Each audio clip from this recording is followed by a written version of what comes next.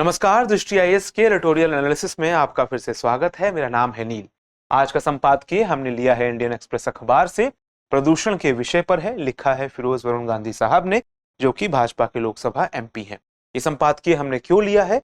क्योंकि प्रदूषण के विषय पे, प्रदूषण जो कि जीएस पेपर 3 के एनवायरमेंट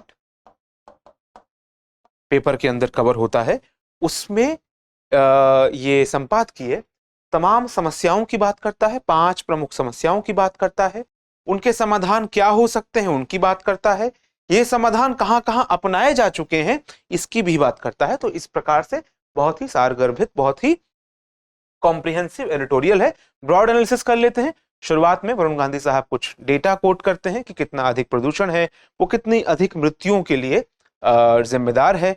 उसके बाद बताते हैं कि कैसे ये कॉम्प्लेक्स समस्या है, इसके मल्टीपल कारक हैं, तो इसके सॉल्यूशंस भी मल्टीपल होने चाहिए, मल्टीफेसेटेड यानी बहुआयामी होने चाहिए। उसके बाद समस्याओं की गिनती शुरू होती है। 5 सुझाव दिए गए हैं। पहला दिया गया है कि किस प्रकार से भारत में खास तौर पे अर्बन इलाकों में ग्रीन कवर बढ़ाने की जरूरत है। क्यों जरूरत है, कैसे बढ़ाया जा सकता है, कहां कहां बढ़ाया गया। इसके बाद बात की गई है एयर शेड मैनेजमेंट की। एयर शेड मैनेजमेंट क्या होता है हम आपको बता देंगे। कहां कहां अंतर्राष्ट्रीय स्तर पर किया जा चुका है, भारत में भी कहां कहां किया जा सकता है, इसकी बात संपादकीय में की गई है।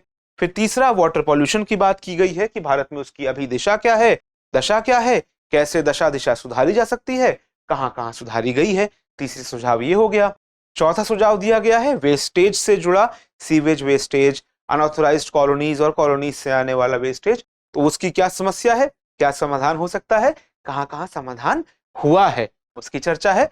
और 5वीं समस्या है कि क्लाइमेट चेंज, मौसम में जो परिवर्तन आ रहे हैं उसके लिए हम कितने तैयार हैं, कितने तैयार होने चाहिए और किन लोगों ने तैयारी की है। इस तरह की बातों की चर्चा की गई है। 5 सुझाव हैं। कॉम्प्रिहेंसिवली इसको कवर करना हम लोग शुरू करते हैं। शुरुआत करते हैं। गांधी साहब कहते हैं कि देखिए, देश में 1,10,000 शिशुओं की मृत्यु हो रही है प्रति वर्ष। जब हम कह रहे हैं इन्फेंट, शिशु यानी कि 1 साल से कम आयु के, जन्म के 1 साल के भीतर 1,10,000 शिशु जिस देश में मर जा रहे हों प्रदूषण की वजह से, या देश में हर साल, आंकड़ा 2019 का है कि हर साल तकरीबन 16,70,000 1.67 मिलियन एनुअल डेथ्स हो रही हैं भारत में एयर पोल्यूशन की वजह से। इसमें बाहर का पोल्यूशन, आउटडोर पोल्यूशन भी शामिल है, इंडोर पोल्यूशन भी शामिल है। इंडोर पोल्यूशन जैसा कि आप जानते हैं, तमाम तरह के पेंट से होने वाला पोल्यूशन, घर में अगर खाना पक रहा है या कोई काम चल रहा है उसका धुआं निकासी के लिए जगह ना होने के चलते होने वाला पोल्यूशन, इस तरह के पोल्यूशन को इंडोर पोल्यूशन कहा जाता है। तो इन तमाम पोल्यूशन की वजह से देश में इतनी ज्यादा डेथ्स हो रही। अभी हाल ही में भी दिल्ली के ऊपर जो AQI, एयर क्वालिटी इंडेक्स के अंतर्गत जो स्टेट है पॉल्यूशन की, वो है वेरी पुअर। AQI हम जानते हैं, 8 पॉल्यूटेंट्स को इसमें शामिल किया गया है। 8 पॉल्यूटेंट्स के आधार पर कैटेगरीज बनाई गई हैं, good, severe, very severe, emergency, इस तरह की कैटेगरीज।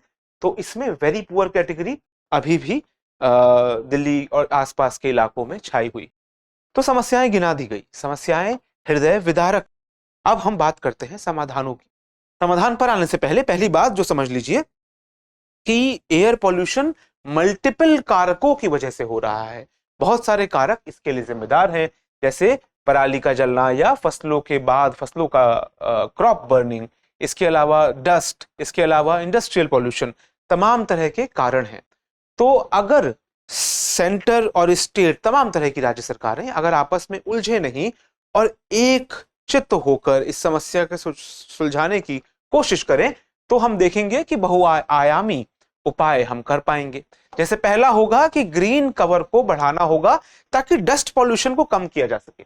देखिए, जो ये 8 पॉल्यूटेंट्स हैं, इसमें भी 2 पॉल्यूटेंट्स बड़े खतरनाक होते हैं, PM 2.5 और 10। ये पर्टिकुलेट मैटर है, गैस नहीं है, सॉलिड पार्टिकल्स हैं जो लोगों के लंग्स में जाकर बैठ जाते हैं, उनको डैमेज करते हैं।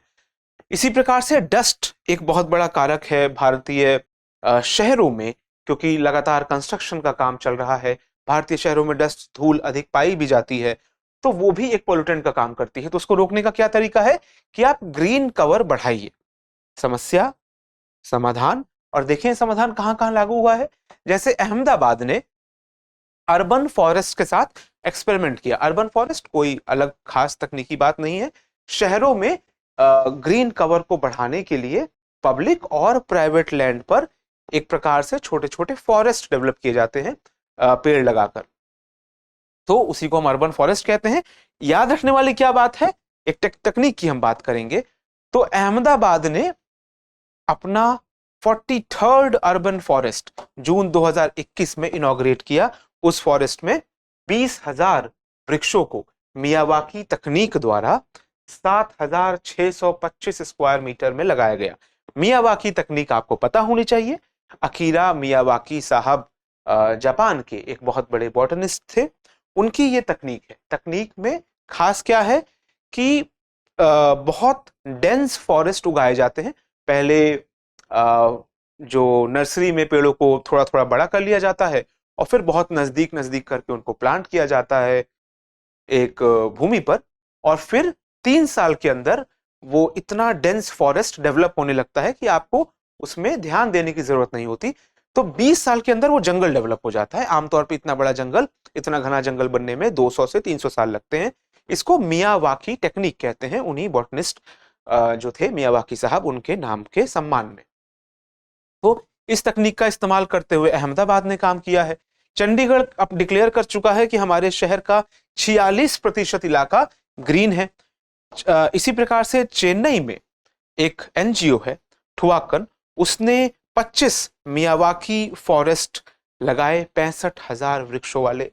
तो ये तमाम तरीके हमें बताते हैं कि किस प्रकार से इस समस्या का समाधान करना बहुत मुश्किल नहीं है, बल्कि इन सब से सीखकर आज कई शहरों में, वेल्लोर, कांचीपुरम, ऐसे कई शहरों में इस प्रकार का काम हो रहा है। तो ग्रीन कवर बढ़ाना, क्यों बढ़ाना है? डस्ट पॉल्यूशन, पार्टिकुलेट मैटर से बचने के लिए। कहां कहां पे बढ़ाया गया है, किस तकनीक का इस्तेमाल किया गया है, ये चर्चा हमने कर ली। अगला ऑल्टरनेटिव क्या हो सकता है? Air shed management. Air shed management यूं समझिए जैसे जावेद अख्तर साहब का वो गीत था कि पंछी, नदियां, पवन के झोंके, कोई सरहद ना इन्हें रोके। पवन के झोंके जो यहाँ पे थी वो वायु थी, और पॉल्यूशन जो है वो हमारी सरहदों को नहीं मानता कि वो दिल्ली में कितना है, गाजियाबाद में कितना है। पॉल्यूशन टेरिटोरियल बाउंड्रीज को नहीं मान रहा है। एयर शेड मैनेजमेंट इस सच्चाई को समझता है और कहता है कि फिर मैनेज भी इन बाउंड्रीज के ऊपर उठ के किया जाए। थोड़ा और समझिए, जैसे अमेरिका में क्या किया गया, एयर क्वालिटी एक्ट पास किया गया 1967 में। आज लोग कहते हैं कि देखिए विकसित देशों की वायु कितनी साफ है। हमेशा से नहीं थी, बल्कि पहला घोर प्रदूषण उन्होंने ही झेला। इतना झेला कि सड़क पे लगे हुए जामों में एक दिन सैकड़ों की संख्या में लोग मारे गए। लॉस एंजलिस में ऐसा हुआ, लंदन में ऐसा हुआ।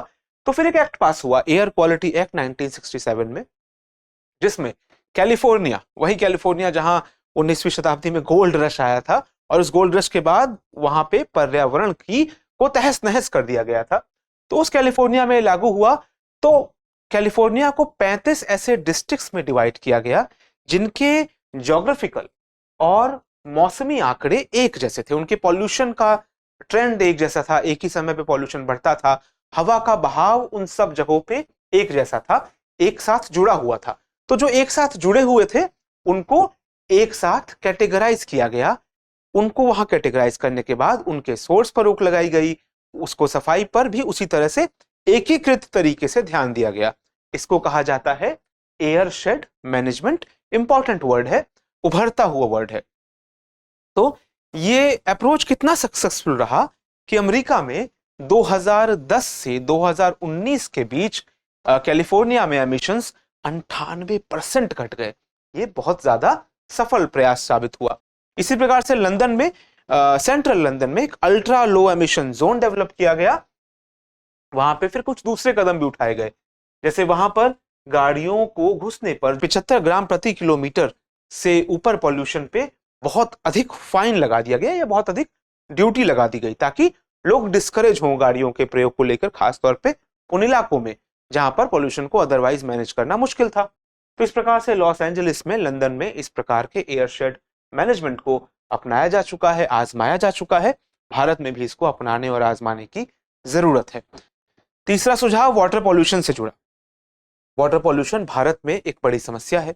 यहां तक कि माना क्या जाता है, आंकड़े हैं, सेंट्रल पॉल्यूशन कंट्रोल बोर्ड कहता है कि भारत की जो 323 नदियों के जो बहने के 351 स्ट्रेचेस में जो सर्वे हुए, उन 351 में से लगभग 175 50% जो स्ट्रेच थे वो पॉल्यूटेड पाए गए। तो इतना अधिक नदियों को हम अब तक प्रदूषित कर चुके हैं। गंगा जैसी नदियों में 4000 ट्रक रोज अपना कूड़ा डालते हैं और हर ट्रक में 5000 लीटर ह्यूमन वेस्ट होता है।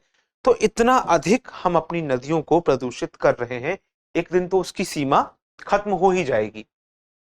और इसके कई कारक हैं। कारक क्या है कि जो सीवेज है जब वो नदियों में जाता है तो उसको ट्रीट करके नहीं डाला जाता। अगर ट्रीट करके डाला जाता तो इस समस्या का आधा समाधान वहीं हो जाता। बचा हुआ समाधान ये रहता कि उस ट्रीटमेंट के बाद जो वेस्टेज आया है उसको क्या करेंगे, लेकिन अभी तो ट्रीट ही नहीं हो रहा, सारा वेस्टेज सीधे नदियों में बहा दिया जा रहा है। इसके अलावा अनऑथराइज्ड कॉलोनीज से वेस्टेज आ रहा है। हम बार बार अनऑथराइज्ड इसलिए बोलते हैं क्योंकि माना जाता है कम से कम प्रिंसिपल के स्तर पर कि जो ऑथराइज्ड कॉलोनीज हैं उनके सीवेज निस्तारण की तो फिर भी एक व्यवस्था है। जो 50% फेल हो रही है 50% सक्सेसफुल होगी। अनऑथराइज्ड कॉलोनीज में सीवेज का कोई तरीका ही नहीं है, तो फिर वो और अधिक प्रदूषण कॉज करता है। 100% पॉल्यूशन कॉज करने की उसकी गुंजाइश रहती है। इसके अलावा इंटर स्टेट पॉल्यूशन भी है। तो कई स्तरों पे इसके समाधान की आवश्यकता है, जैसे कि सीवेज ट्रीटमेंट्स प्लान हमें डेवलप करना होगा। अब आप कहेंगे कि ये तो घिसी पिटी बात हो गई, सीवेज ट्रीटमेंट तो सब जानते हैं कि समस्या है, उसका समाधान ये हो जाएगा। बात इतनी सी नहीं है, समस्या है, समाधान है सीवेज ट्रीटमेंट प्लांट।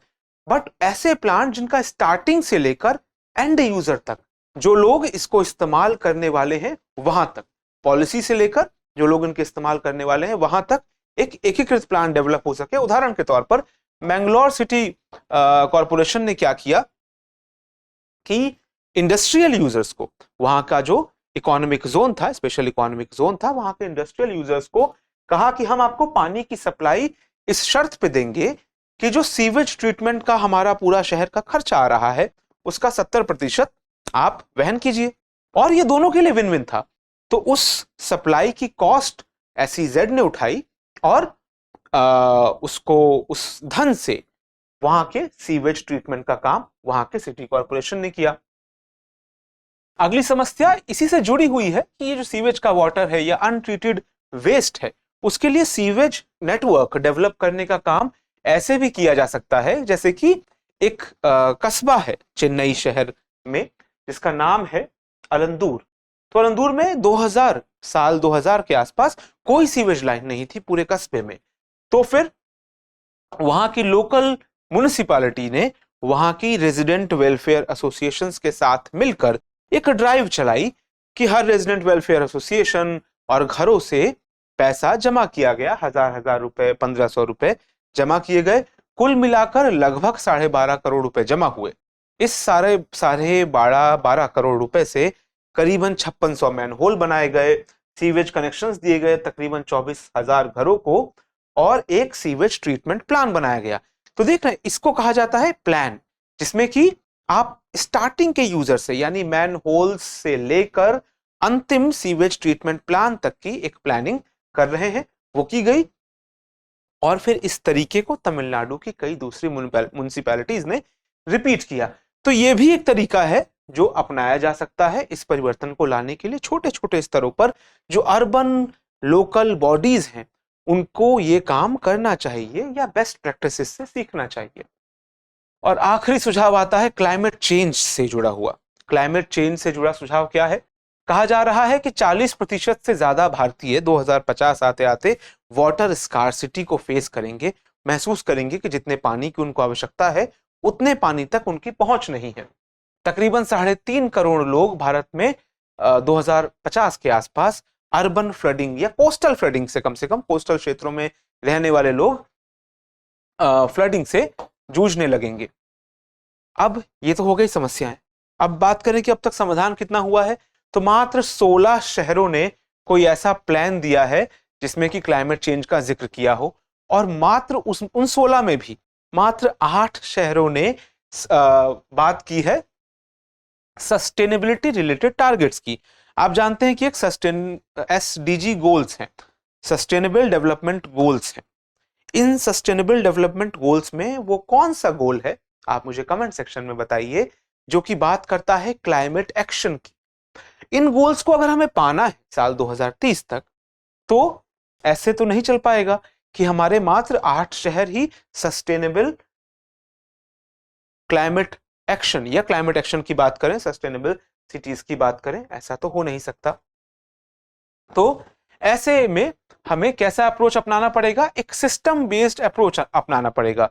यानी कि जो किसी भी शहर में ब्लू इंफ्रा एरियाज हैं, ब्लू इंफ्रा एरियाज जो कि आने वाले बारिश को, उत्पन्न होने वाले प्रदूषण को, खासतौर पे ये ब्लू इंफ्रा है, ब्लू यानी जल से संबंधित होगा, तो शहरों में वो भूमि जो आने वाले बारिश के पानी को सोख सकती है और उसको ग्राउंड वाटर में रिचार्ज करने में उपयोग में ला सकती है, ऐसी जगहों को बचाना होगा, उनको कंक्रीट से ढकने से बचाना होगा।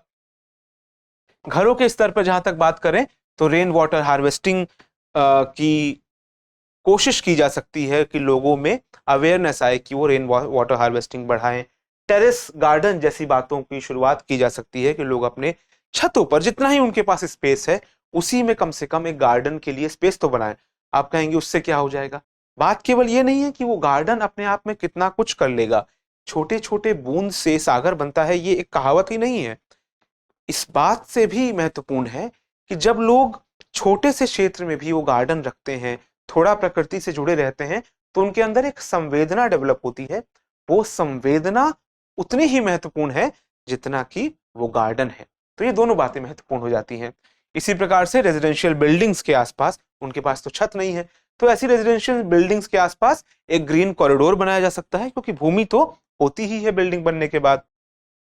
इसके अलावा म्युनिसिपैलिटीज कोशिश कर सकती हैं कि नई तकनीकों को वो आजमाएं जिसके द्वारा सड़कों को परमिएबल बनाया जाता है, कि सड़कों पर अगर पानी आ रहा है तो वो नालों में बह के चला ना जाए, बल्कि सड़कों में ऐसे तकनीक का इस्तेमाल हो कि वो पानी सोख सके और ग्राउंड वाटर को रिचार्ज कर सके।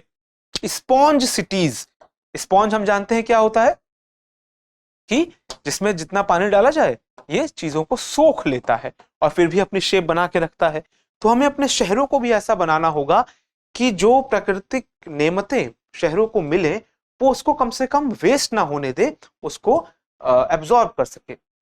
तो अंततः वरुण गांधी साहब कहते हैं कि शुरुआत जो होगी बदलाव की वो माइंडसेट से होगी। वो माइंडसेट सिटीजनरी का भी बदलना होगा, यानी नागरिकों का भी बदलना होगा, और पॉलिसी मेकर्स का भी बदलना होगा। तो ये थे वो 5 सुझाव जो आज के संपादकीय में पॉल्यूशन की समस्या से निपटने के लिए दिए गए थे। तो आज के संपादकीय में इतना ही। मिलते हैं कल एक नए एडिटोरियल एनालिसिस के साथ। तब तक के लिए नमस्कार।